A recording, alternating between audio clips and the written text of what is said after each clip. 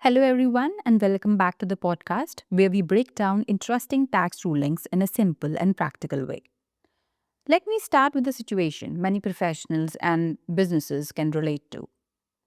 Imagine logging into GST portal one day and suddenly discovering something alarming. There was a notice uploaded months ago on the GST portal which you didn't notice. You didn't file response to that notice, and now an assessment order has already been passed. This sounds very stressful, right? Well, a similar situation recently came before the Madras High Court in the case of Ganesan and Brothers versus Deputy Commissioner. Now, what happened in this case? In this case, the tax department had issued notices through the GST portal. However, the taxpayer claimed that they did not notice the communication uploaded on the portal and therefore no reply was filed. Since there was no response, the department proceeded and passed an assessment order. The taxpayer then filed an appeal, but the appellate authority rejected the appeal on limitation grounds.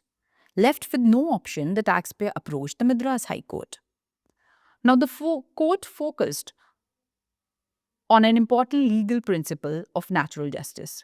The judges observed that taxpayers must be given a meaningful opportunity to present their case before any adverse order is passed.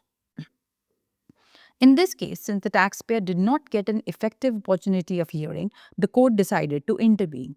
The High Court, therefore, set aside the assessment order, set aside the appellate order, and directed the authorities to reconsider the matter. However, there was one condition. The taxpayer had to deposit 25% of the disputed tax amount before the matter could be reconsidered. This ruling highlights an important point. Court may step up if tax orders are passed without giving taxpayers a real opportunity to respond. But at the same time, businesses should remember one simple rule. Always monitor the GST portal regularly because sometimes a missed notification can turn into a major tax dispute. That's all for today's episode. If you found this update helpful, share it with your colleagues who basically deal with GST compliance. And remember, sometimes the best strategy is simply checking out GST portal notifications on time. Thank you for listening.